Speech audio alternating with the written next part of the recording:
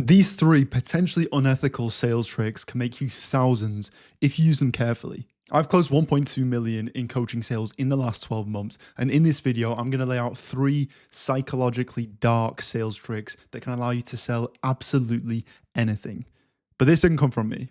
The first trick is what I call question rebounding. Now, there are questions that prospects are going to ask you that could potentially allow you to lose frame and authority if you answer them. So it's really important that you use this tip to make sure you rebound their questions on a way that gets them to prove themselves and gets them to lay down their authority to answer the question for them. I'll give you an example. Let's say someone says, well, why should I choose you out of everyone else? If you answer this question, you're pretty much pleading on why you should pick us and why you should go with me. And that's not a place you want to be in a sales conversation. So what you should say is not actually answer the question. You should rebound them with a question that gets them to answer it. Well, out of all the people that you've seen, why did you decide to book in a call with us? You could have chose anyone. And 9 times out of 10, they will answer saying, well, you guys seemed a lot more genuine on content. You know, you guys seem to have a lot more testimonials, this, that.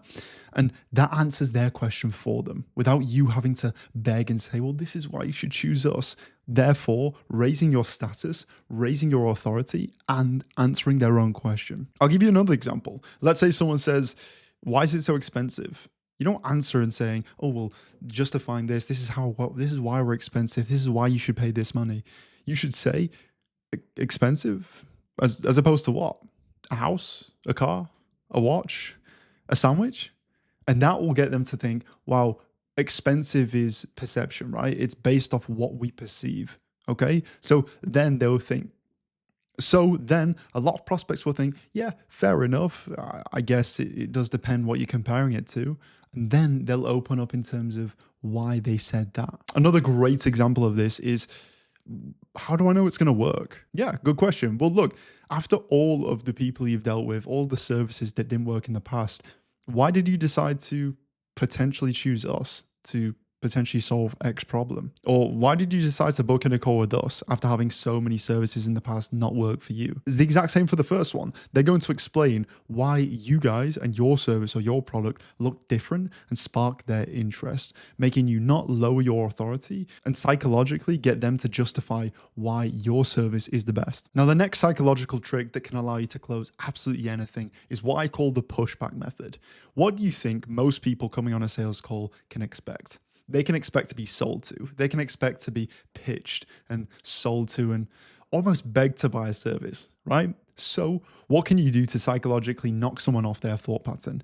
You do the opposite. So if an egotistical prospect is trying to just, act all cool and trying to not really share why he needs help or she needs help, you want to push them back. So let's say the prospect says this. Yeah, well, look, I'm doing pretty good at the moment. The business is doing well. I just want to learn more. You don't have to. You can just stay where you are, stagnate and do well, like you said. Like, why not? Why even carry on growing your business? Why not just stay comfortable where you're at now? Now, what that does, it throws a lot of prospects off because they think, why is this person trying to almost unsell me? I almost want to prove why I'm on this call and why I potentially want this service. This person's almost trying to disqualify me and say, well, yeah, I can just stay where I am. Another example, let's say you've gone through a set of objection handling. Let's say someone had an objection, you've gotten over it, and at the very end, they're just on the side, right? They're just on that fence, right? They're about to close, but they still don't need to. Then you pretty much wrap up the objection handling. And you say, okay, well, look, is there anything that's stopping you from potentially moving forward? No. Well, if you want, you can just stay where you're at, right? If you don't have to get to that next level, you don't have to increase your income. You can just do what everyone else does, 99% of the population, and just be stagnant. Why not just do that? And what that's doing, it's psychologically getting them to think, no, I don't want to be the exact same as everyone else. I want to prove myself to this person why I'm not like them, right? So you saying, well, why not just do the exact same as everyone else is getting them to think, well, This is why I don't want to. This is why I want this. This is why I really want to get this service and product and get to the next level. And you can use this in so many instances. You can use this when people are being vague. You can use this where they're not sharing their pain point. You can use this when you're not sure if someone's objection has been fully handled and you want to just solidify things. And it's really a good way to just stand your foot in the ground, say, well, look, I don't really care if you close or not. Like, you've got to prove to me why you should close. Do you know what I mean? And it's a great way to really close deals when they're on the fence. Now, the very last trick that is almost unethical and it really pushes the buttons of most male prospects is what I call the ego test. Now, a guy's main weak point is his ego, right? And this is the main reason why a guy wants to prove himself, wants to get to that next level, mainly because of ego. Now, what I figured out is a way to use their ego to psychologically get them to close. For example, let's say someone says after you pitch, oh yeah, do you offer payment plans? Now, they might be asking if you offer a payment plan just for the fun of it. They might have all the money plus more, right? They just want to ask because they just want to break it up. Now, a bad salesperson would say, yeah, we offer this, that, getting maybe 1K down on a payment plan as opposed to potentially getting 5K down. Whereas what you want to do is utilize their ego to just get the pay in full. Do you need a payment plan?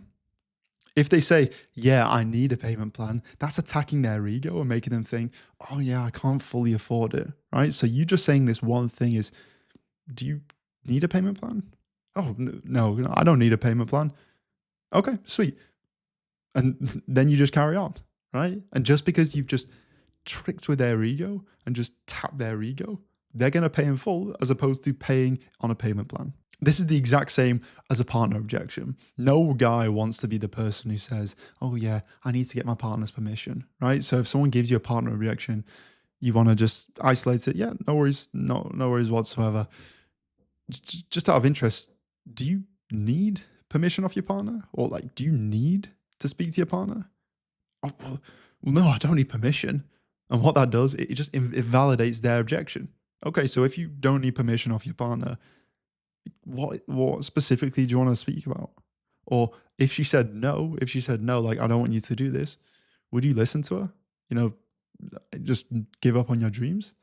No, I'll do it anyway. Okay, let's just do it then. So you playing on that ego allows you to close that deal. But guys, that's it. That is the 3 psychological tricks that can allow you to close anything. Now, if you want to implement this into your sales team, if you want to add closers, setters, allow us to hire, onboard them, source them, interview them, train your closers and setters, and replace you off sales calls, book a call below in the bio or DM me on Instagram at @TomHyder_ the word hire, and we can talk about how we can scale your business and get you to the next level. But you didn't hear these from me, and don't tell anyone I told you this.